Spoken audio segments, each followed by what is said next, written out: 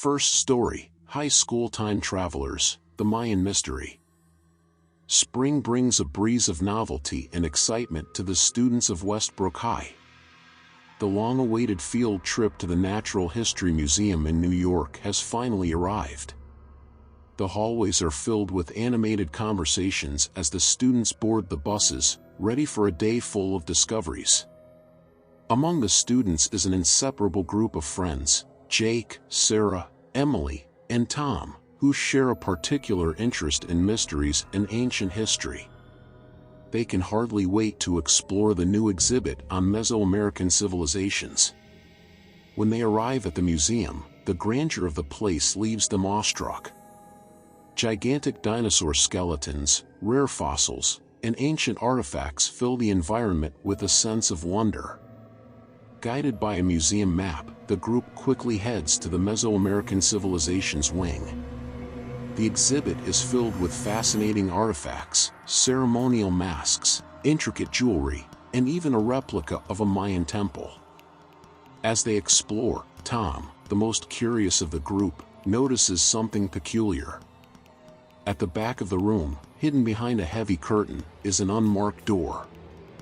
"We should check this out," Tom whispers, his eyes gleaming with excitement. After a quick consensus, the group decides to enter the secret room.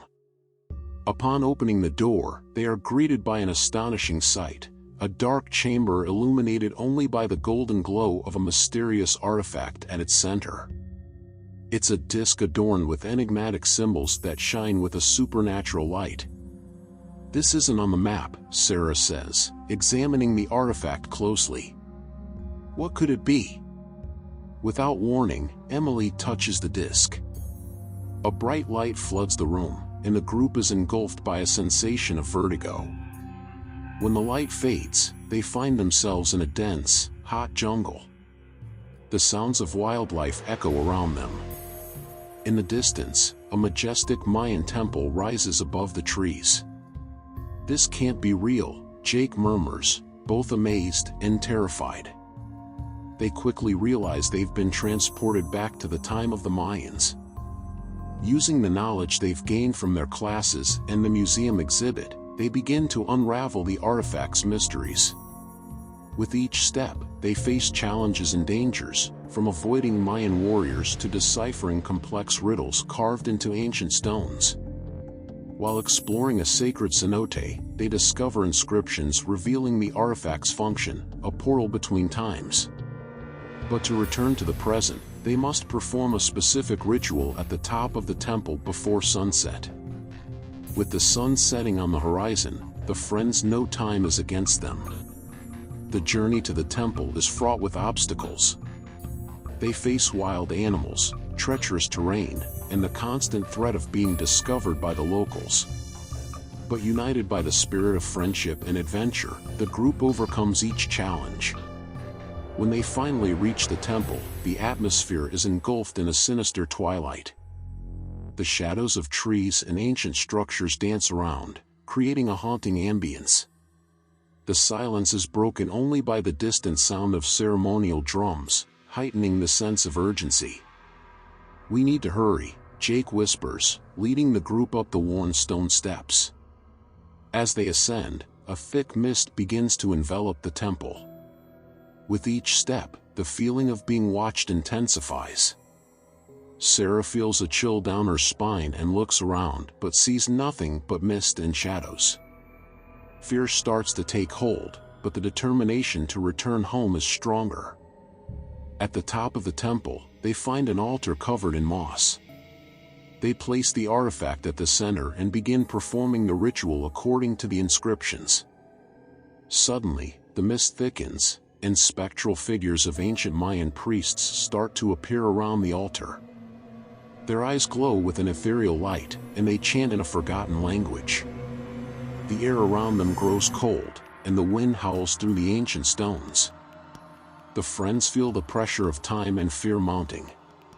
Emily, with trembling hands, holds the artifact while Jake and Tom recite the final words of the ritual.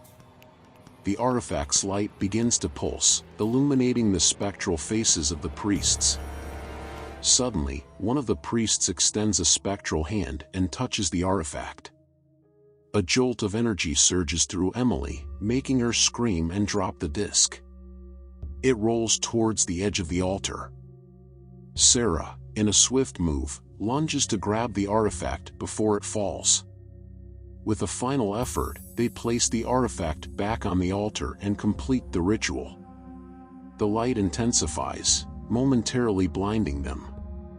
The chanting abruptly ceases, and silence reigns once more. When they open their eyes, they are back in the secret room of the museum, gasping and covered in sweat. The door opens, and a museum guard enters, alarmed by their presence. "What are you doing here? This area is off limits." The group, still dazed from the experience, exchanges significant looks. "I think we got lost," Sarah says, trying to sound convincing. On the bus ride home, the friends can't help but smile. They shared an adventure that no one would ever believe, an experience that brought them even closer together and ignited a flame of curiosity and exploration in their hearts.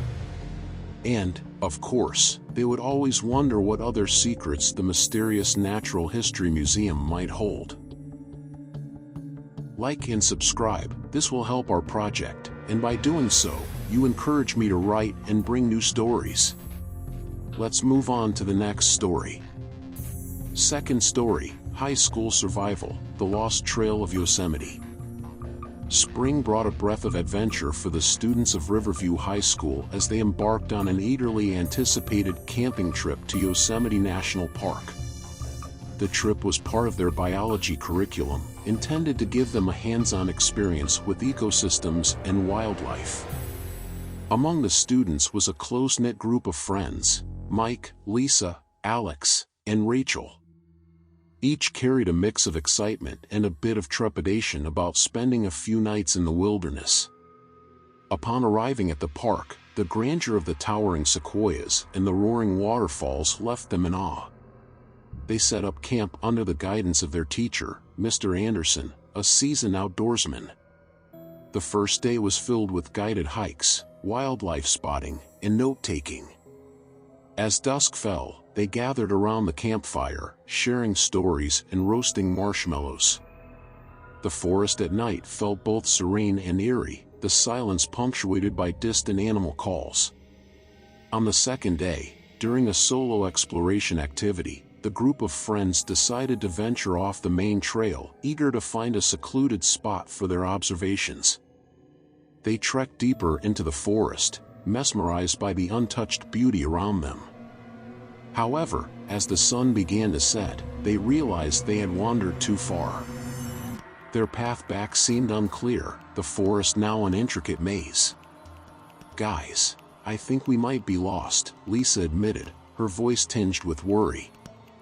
The group tried to retrace their steps, but the forest seemed to shift and change, disorienting them further. Panic started to set in as darkness enveloped the woods. Their flashlights cast long, trembling shadows on the trees. Every rustle of leaves, every snap of a twig heightened their anxiety. As they stumbled through the dark, a distant, guttural growl froze them in their tracks. "What was that?" Rachel whispered, her voice barely audible. Mike, the most level-headed of the group, tried to keep calm. "It's probably just an animal. We need to stay together and find shelter for the night." They found a small clearing and decided to set up a makeshift camp. The night was cold, and the forest seemed alive with unseen eyes watching them. The growling grew closer, echoing through the trees. Suddenly, a pair of glowing eyes appeared in the darkness, followed by another, and another. They were surrounded. "Everyone, stay calm. We need to make ourselves look big," Alex suggested, his voice shaking. They stood back to back, trying to appear larger and more threatening. The creatures moved closer, revealing themselves to be a pack of coyotes. Their eyes gleamed with hunger, and they bared their teeth, snarling menacingly.